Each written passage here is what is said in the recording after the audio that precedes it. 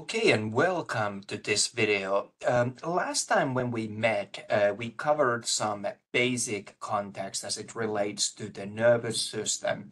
And on this video today, our focus will be on central nervous system.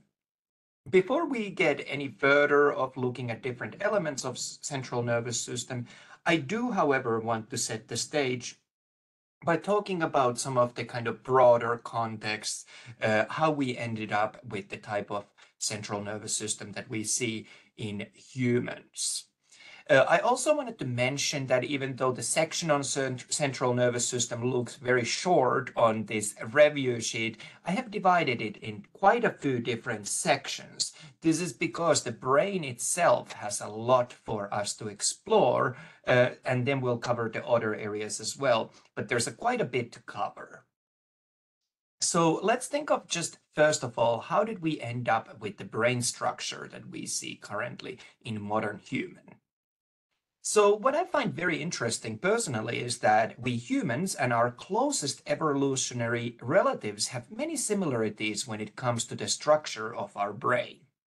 In fact, in this class a little later, we will be dissecting a sheep brain and using that experience as a chance to compare and contrast that to the human brain. And we'll see that there's definitely some distinct similarities, and then there are some differences. And those anatomical differences can help us to also understand the kind of differences when it comes to the physiology and the life that sheep versus humans live and what needs are important, what senses we rely on, and so on and so on. In addition to this kind of tree that shows the relationships with our closest evolutionary relatives, I wanted to think a little bit further back, and I wanted to have a look of also how our species evolved. And as the human species evolved to a modern human, we noticed that the size of the brain, and especially the amount of cortex of the brain, increased drastically. And the question becomes then that how did we deal with it? And we could facilitate some of that growth in the size of the brain by increasing the size of the skull vault. But that was not just on its own enough. Instead, what we're going to see is that we needed to use another approach. And those of you who were very observant and said that we did it through packing even more cortex to the surface of the brain by creating this wrinkly surface appearance of the brain are correct. So by creating these ridges and grooves, we are able to fit more surface area into a smaller space. So I hope that that helps you to understand why human brain is so uniquely dominated from the outer surface with these various ridges and grooves. And in fact, these ridges and grooves are going to become very important for us as we're identifying different portions of the cortex of the brain. One more thing that I wanted to address before we dive into the learning material in more detail is the development of the brain. So let's have a brief look of what's happening there. Overall, the development of the brain is very rapid early in life, and then the rate of development kind of slows down with very little further increase in size later on. The last parts of the brain, the frontal cortex, do not fully mature until around 25 years of age. And what we're seeing here is that during very early development, just after fertilization, the development of nervous system starts as a neural tube. And this is this tube-like structure of nervous tissue that we will see in the embryo. The tube then bends and enlarges at certain areas, giving eventually us our final appearance of the brain. So if you look at the pictures on the left-hand side, the one on the top shows the brain at 13 weeks of development after fertilization, and the bottom picture compares those same structures in an adult brain. And please do notice that the brainstem parts are the first ones to develop because they house those crucial functions. So, for example, heart rate, breathing regulation, and so on. We actually interestingly also see that not only they develop first in a developing human child, they were also evolutionarily the first parts of the brain to develop in humans. Now let's get to the actual learning material that I want us to focus in terms of the content that would be in your exam. So last time that we met, we spoke about how nervous system can be divided in different parts based on structural classification. And today our focus is going to be, like I said earlier on the central nervous system. We'll start first with the brain, and then we will also have a look at the spinal cord a little bit. So the first part of the central nervous system that we will look inside is the brain. And here you can see that the brain can be further subdivided into following regions. We have our cerebral hemispheres. These are the big parts, what we really see on the outside and what my students often think of when we talk about the brain. But in addition, there's other parts. Diencephalon is the portion buried inside at the middle of these structures that we're looking at. And then we have, of course, our brainstem. This is the first part to develop, and this is really what I would describe as most important for basic functions maintaining us alive. And brainstem will then continue as a spinal cord. Finally, we have a structure known as cerebellum. It's often described as our little brain. And it's located all the way at the back. And we'll spend some time looking at that as well. So we'll go through this material one by one through these different parts of the brain. And we're going to start with the cerebral hemispheres. So let's have a look at the cerebral hemispheres a little bit more in more detail. So cerebral hemispheres are a pair of structures. So we're going to have a left and we're going to have a right one. And they form the largest part of the brain. And this represents well over half of the brain mass. And what is noteworthy here is that the outermost layer, so the cerebral cortex, is made of gray matter. And if you reflect back to what we talked about, the neuron cell structure, this is where we find a lot of cell bodies of neurons, as well as non-myelinated neurons. And then we're going to see that the inner cerebral cortex is, or inner cerebral portions, not cortex, inner parts of the cerebral structures are mainly white matter. And these are largely myelinated axons, with some non-myelinated axons there as well. But if you try to draw kind of a distinction between those two, we see that a lot of the information processing that's happening at the cell bodies level is at the cortex, whereas the middle parts are more focused on passing messages from one part of the brain to another. So I hope that that helps, and I think that that serves as a nice way for us to connect what we know from the past to this new material. And on this picture, we can also see something else that's definitely noteworthy. We see basal nuclei within the white matter. Those are those deep pockets of gray matter buried there within the white matter, as I said. And interestingly, it is these parts that are particularly impacted in Parkinson's disease. And I do have a little bit better picture of these basal nuclei on the next slide. So here we're seeing these basal nuclei, which are essentially described as islands of gray matter buried within the white matter of the cerebrum. And they do serve to regulate voluntary motor activities by modifying instructions sent to the skeletal muscles. And this is from the primary motor cortex. So we'll see the primary motor cortex in just a bit. But basal nuclei are going to be important structures for us to be aware of, and we'll study those in more detail in subsequent courses. This is kind of more of an introductory level course. We won't get into those little details. And we also see a lot of ridges and grooves forming the surface of the cerebral cortex.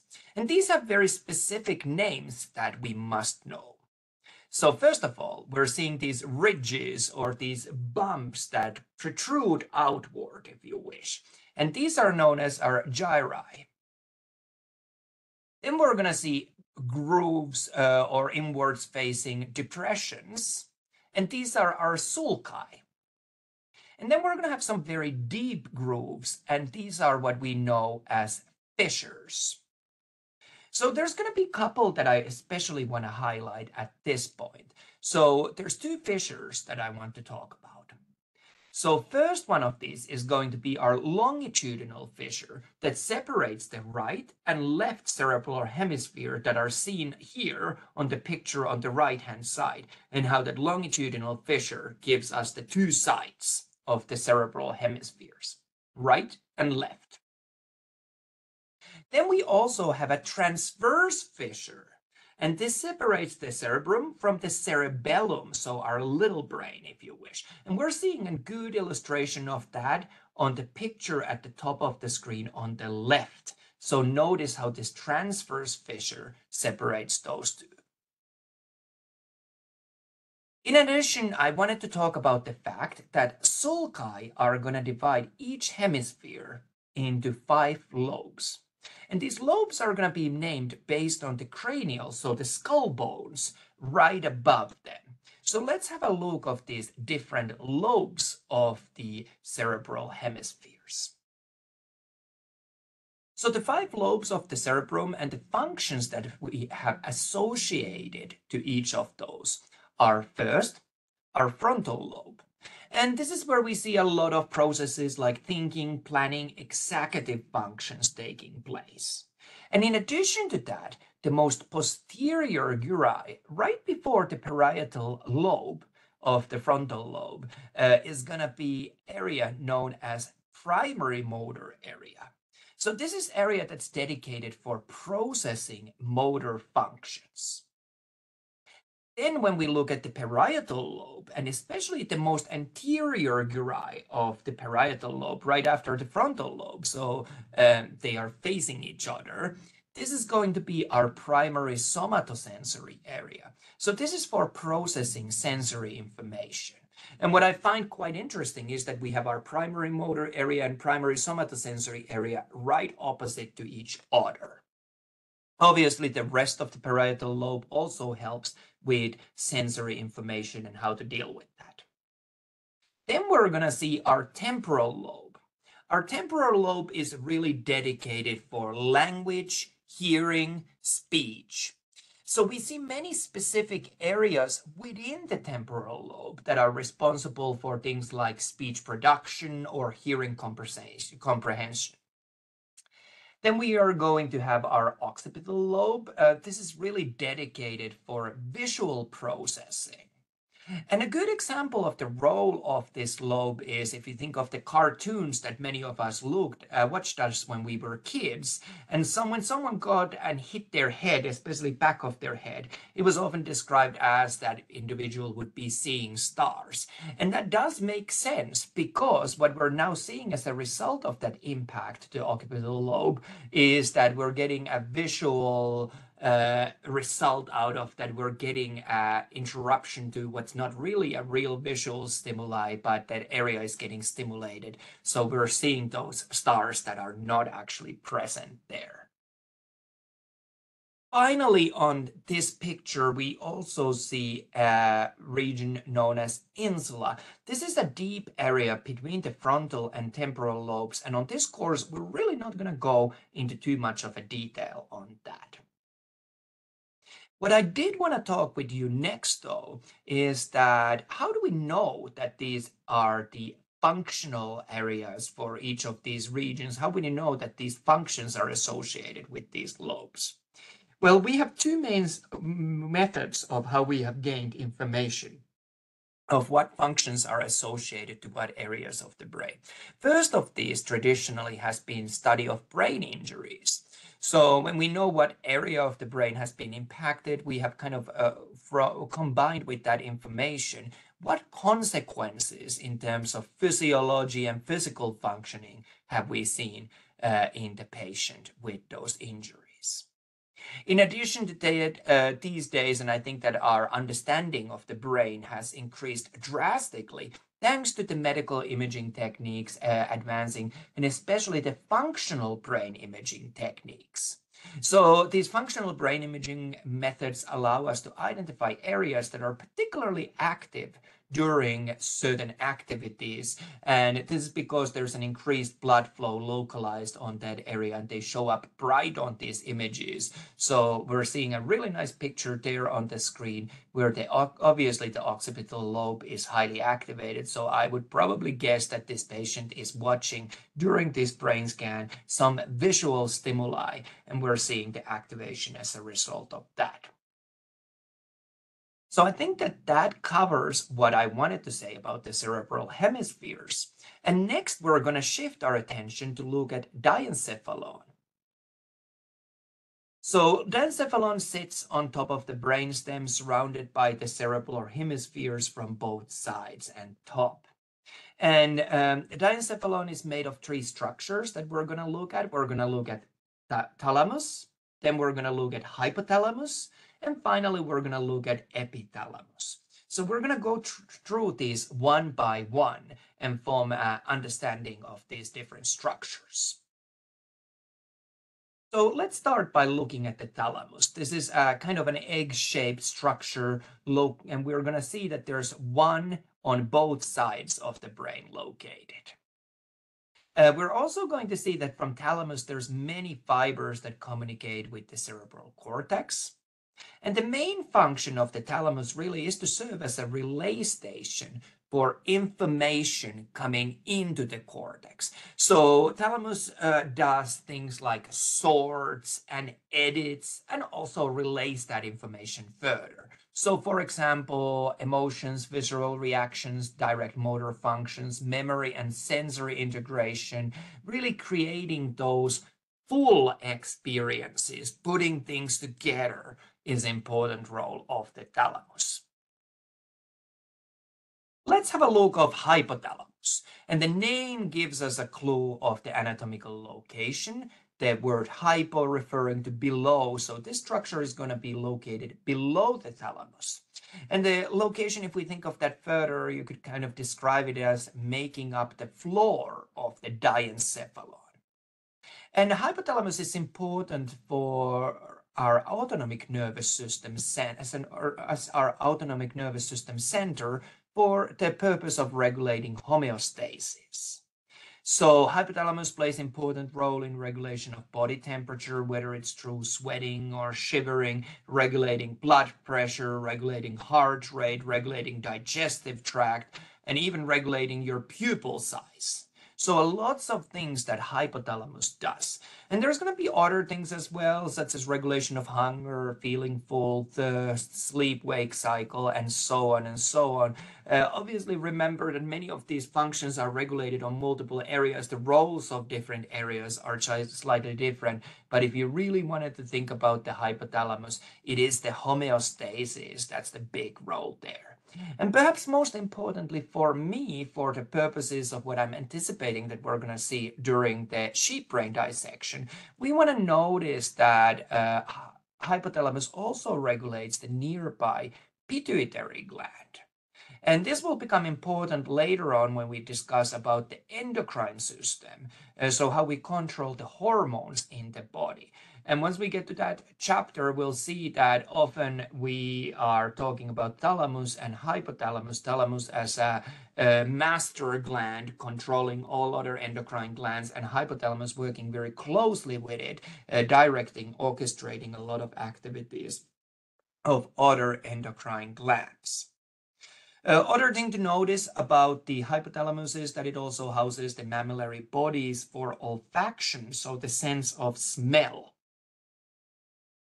Let's carry onwards and upwards, and we're going to finish off the review of the diencephalon by looking at epithalamus. Epithalamus, really, if you think of its location, it forms the roof of the third ventricle. And this is where we see, again, for our dissection activity, important structure. We're seeing that epithalamus houses the pineal body or pineal gland. Both names are being used. So this is an endocrine gland that regulates the melatonin secretion, so controlling our sleep-wake cycle. And we see that very nicely when we will dissect a sheep brain. What else? We are also going to see that epithalamus includes the choroid plexus, which forms the cerebrospinal fluid. So cerebrospinal fluid is something we're going to talk about in just a little bit of a time, but this is what bathes the brain, and the spinal cord surrounds it and also goes inside the brain in certain structures that we're going to see in our ventricles. So I think that about wraps it up for our epithalamus. Let's discuss the brainstem and the portions of the brainstem a little bit in more detail. So brainstem continues inferiorly, so downwards, and then turns into a spinal cord. As such, a brainstem really is an important structure regulating the messages that come in and out of the brain. And there's going to be three parts for us to notice when we discuss the brainstem. We're going to discuss about the midbrain, about the pons, and finally about the medulla oblongata. We'll review each of them one by one and kind of try to form an idea of cohesively what does brainstem do. So let's look at the midbrain. And really, if you wanted to take one big take-home message of what's the role of the midbrain, it's all to do with serving as a relay station. So it extends from the mammillary bodies to the pons inferiorly. And we'll also see a cerebral aqueduct, a tiny canal that connects the third and fourth ventricles together within this area. We're also going to see two bulging fiber tracts, cerebral peduncles, that convey the ascending and descending impulses on the midbrain area. And we're also seeing four rounded protrusions, which are known as our corpora quadrigemina, which are visual and auditory reflex centers. So that's our midbrain. Now let's have a look of our pons. So pons are these rounded structure that we're going to see protruding just below the midbrain. And this is mainly composed of fiber tracts. And this includes, for example, the nuclei that are involved in the control of breathing. And let's finish off our review of the brainstem by having a look of the medulla oblongata. Often we just refer to it as a medulla. And this is located, if we think of the location, we could say that the fourth ventricle lies posterior to the pons and medulla. And medulla oblongata is the most inferior portion of the brainstem that then merges into the spinal cord, like I mentioned earlier on. And this structure, medulla, includes many important fiber tracts. It also contains important centers that control things like heart rate, blood pressure, breathing, swallowing, vomiting, things like that. And that really concludes our review of the brainstem. The final structure of the brain that I wanted to spend a little bit of time talking about is going to be our cerebellum. And this is often known as our little brain because it literally looks like a little brain underneath our cerebral hemispheres on the posterior side. So let's have a look of the cerebellum a little bit more. Cerebellum represents about 11%, give or take some, of the total brain mass, and it's formed from two hemispheres with convoluted surfaces. And the outer cortex of cerebellum is gray matter, while the inner region is white matter. And if we want to think of what's the main purpose or main function of the cerebellum, it really comes down to that cerebellum controls our balance. That's the first thing to take away, the balance control. And the cerebellum also provides precise timing for the skeletal muscle activity. And it really is responsible for coordination of body movements. So really the two big things to take away from cerebellum and its role is the balance and coordination. I do have some ballet dancers or former ballet dancers in my class, and when we see that ballet dancers would have very well developed cerebellums in things of being able to do all these physical things and coordinate them all together. And again, we can think of the cartoons that we might have watched when we were younger, and think about when the cartoon character hits the back of their head. Not only are they seeing stars, they're also having hard time maintaining their balance. They're kind of shaking around. And that would make sense when we think of the role of the cerebellum, and that probably would be an area that's directly impacted by that hit.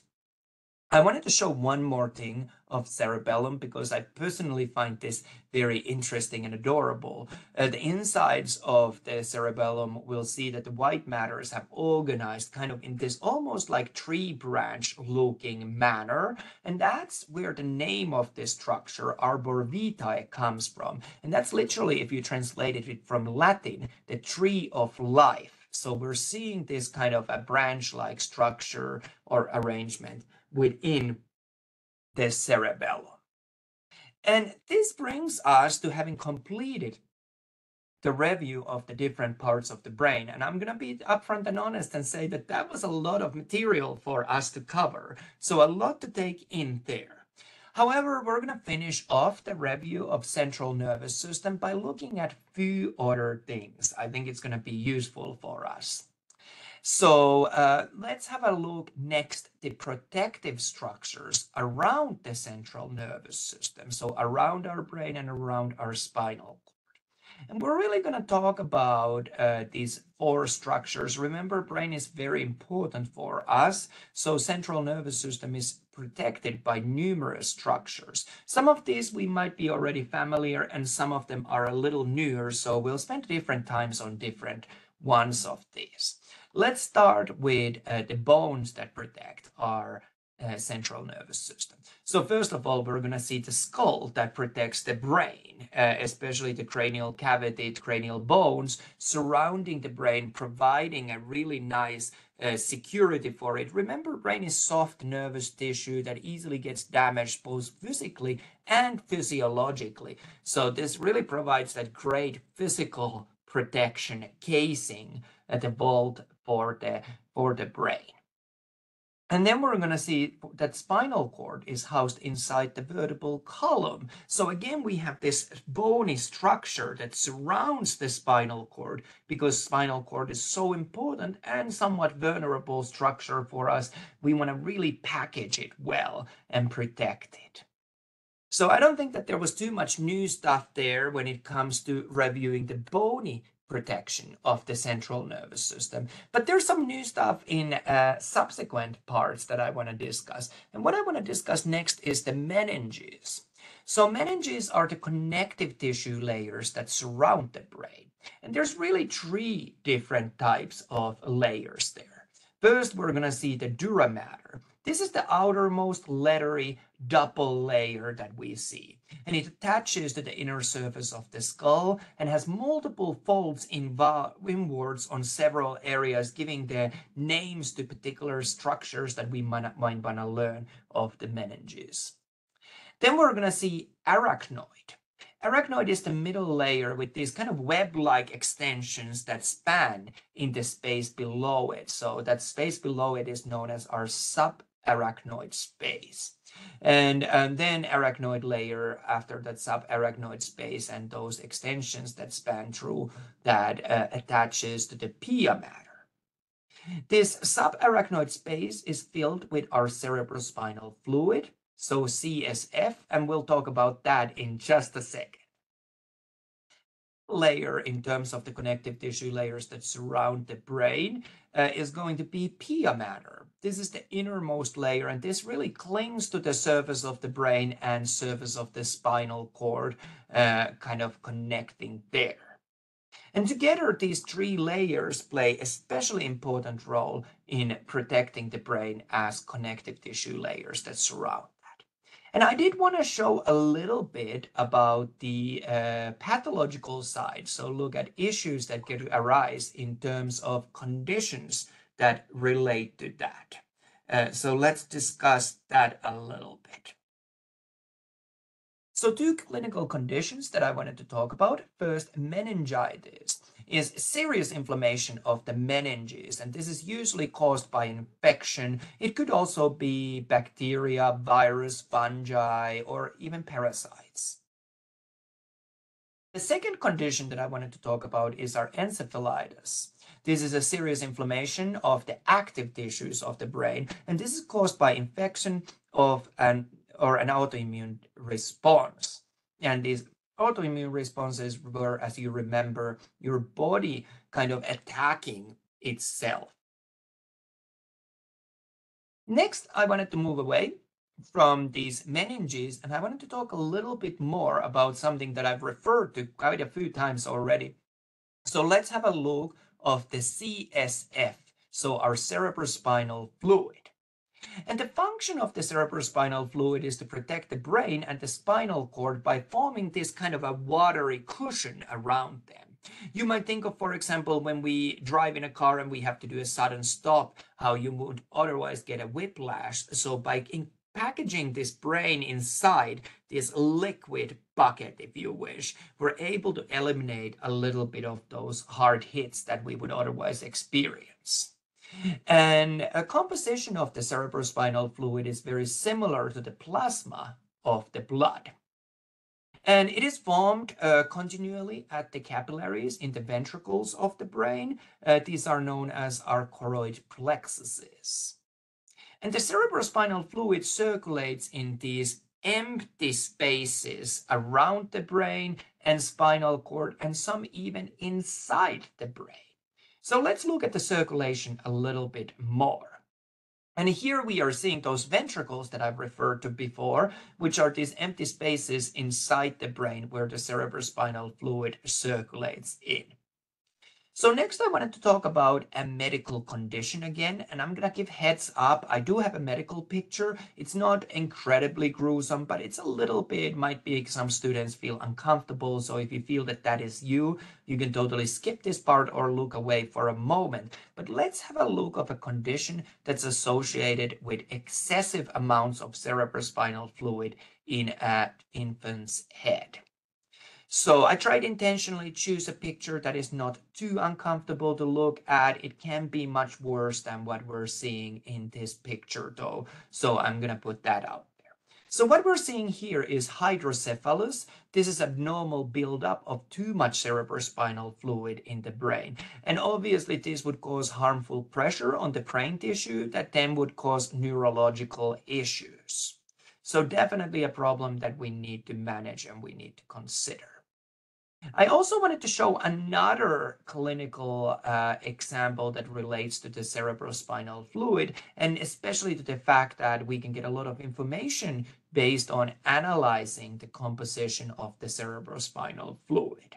And for that reason, it is sometimes that we do a spinal tap, which is also known as a lumbar puncture, as a medical procedure that involves inserting a needle into the lower back, so between lumbar third and lumbar fourth. And this is to extract some of that cerebrospinal fluid for diagnostic testing, which then again gives us a lot of information about the patient's condition. And the final of these protective layers of our protective mechanisms of the central nervous system that I wanted to talk about is our blood-brain barrier. So remember that the brain was very, very sensitive organ, so we must ensure that no toxins or otherwise harmful material enter into it. And how we're able to accomplish this is with the blood-brain barrier. So this is a boundary between the blood vessels in the general circulation of the body and the circulation of the brain. So we keep those two separate, making sure that we're really providing that optimal environment for the brain by having this blood-brain barrier so that the brain that's easily damaged otherwise doesn't get exposed to these harmful things. And so far we've covered the brain, portion of the central nervous system, and we've talked a little bit about these protective structures. What I wanted to do next was to briefly visit some injuries and diagnosis of as well when it comes to the central nervous system. So let's have a look at those briefly. So here I have listed some brain injuries that may result, and let's review those. The first of these, the concussion, is not usually too severe. There's very little, if any, permanent damage to the brain. Contusion, instead, here we see marked nervous tissue destruction taking place, and this might, in the worst case, result even in coma. And we may also see death resulting after head blows, such as intracranial hemorrhage, which is the bleeding within the skull, or cerebral edema. We can also have a cerebrovascular accident or a stroke, which results when the blood circulation to a brain area is blocked, and as a result, brain tissue then starts to die. And this often manifests through loss of some of the functions. So some examples would be, for example, speech being impacted or having one-sided paralysis. In the worst case, it could be that death results. And final example that I have on this slide is our transient ischemic attack. So these are temporary restriction of blood flow to the brain. And as a result, we see numbness, we see temporary paralysis, and we'll even see impaired speech. So now that we've had a look of the brain dysfunctions, I think it's good for us to think a little bit about how we might also study and diagnose, get information about various issues. So there's many methods to study brain injuries, and medical imaging becomes particularly important here. We're seeing our EEG, which is basically placing electrodes on the surface of the head, and then through the skin, through the skull, we're studying the electrical activity of the brain, and that might give us a great amount of information. We can also do cerebral angiogram, which is essentially studying the blood vessels of the brain, coming to the brain and surrounding the brain. And we'll see that there's a really rich blood supply to the brain, as you can see on that nice picture in the middle. And then we have many different other methods. CT scans are particularly good for studying the bones, bony structures, and then comparing them to the soft tissues, getting that contrast nicely. CT essentially is a series of x-rays that we take and then put it together on a computer and generate this kind of more of a 3D picture. MRI is my own field where I come from, so MRI is particularly good at separating soft tissue and soft tissue differences. With MRI, we can study both the anatomy of the brain, but we can also do functional MRI, which allows us to see the actual activity within the brain, especially like I showed you some of those research studies where we look at what parts of the brain are active during the patient completing certain activities. Finally, we also have PET scans that are very, very useful and commonly used, especially when we study the functional aspects of the brain. And those all can give us information also for diagnostic use. So now that we've discussed about central nervous system injuries and diagnosis, really the last part that I have for us today to look at is going to be to discuss our spinal cord. And we'll spend a little bit of shorter amount of time on that today. And if we have time later on, I would love to return to this topic. We'll see how our schedule goes. So spinal cord extends from the foramen magnum of the skull. So you remember that big hole at the base of the skull, and runs all the way down to the first or second lumbar vertebra. And the very lowermost portion of the spinal cord is known as cauda equina.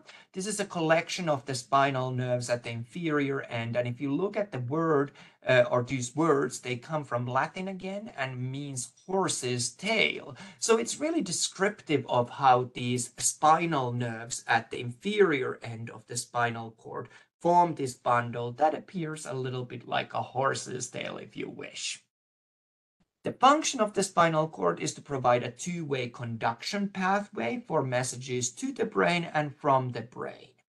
And there's going to be 31 pairs of spinal nerves that arise from the spinal cord at various different levels. This is why, for example, when we have patients with spinal injuries, we really know at what level that injury is, and we can from that figure out what kind of consequences there's going to be as a result of that. When we look at the spinal cord, we can again see our good old friends, the gray matter and white matter. So let's discuss those a little bit. So the gray matter of the spinal cord and on the spinal roots, we really see that the internal gray matter is mostly the cell bodies that we're gonna see. We also see dorsal, so posterior horns that house interneurons.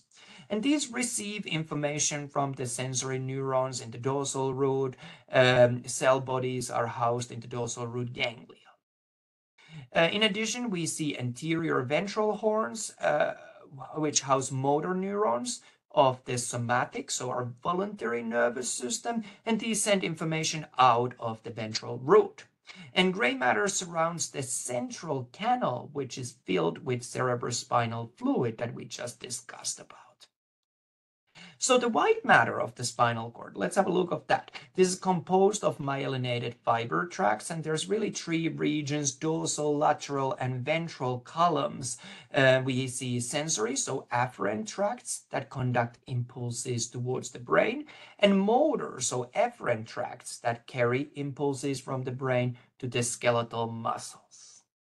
And I think that at this point, this is a good time for us to stop.